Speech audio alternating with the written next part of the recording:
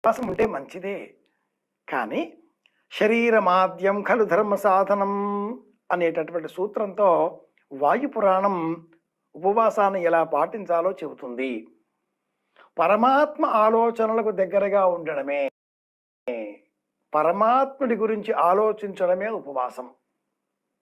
ఉండలేని పక్షంలో పరమాత్మ సమర్పించేటటువంటి ఆలోచనలతో ఉదయం తినడం మానేసి రాత్రి తిందాం, అన్నం కాకుండా పదార్థం మరింకేదైనా స్వీకరిద్దాం, శరీరానికి కాసింత శక్తి ఉంటే తండ్రి నీవే కలవు అనగలుగుతాం కదా.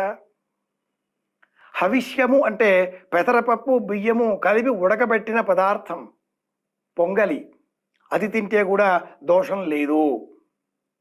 ఏకాదశి ఉపవాసం ఉన్నప్పటికీ మీరు పొంగలి నిరభ్యంతరంగా తినవచ్చు, దోషం లేదు.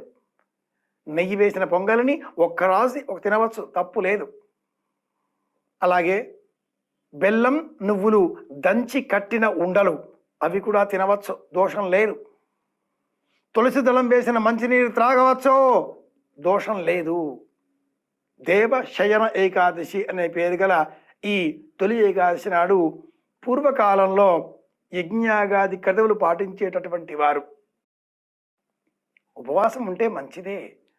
కానీ శరీరమాద్యం ఖలు ధర్మ సాధనం అనేటటువంటి సూత్రంతో వాయుపురాణం ఉపవాసాన్ని ఎలా పాటించాలో చెబుతుంది. పరమాత్మ ఆలోచనలకు దగ్గరగా ఉండడమే,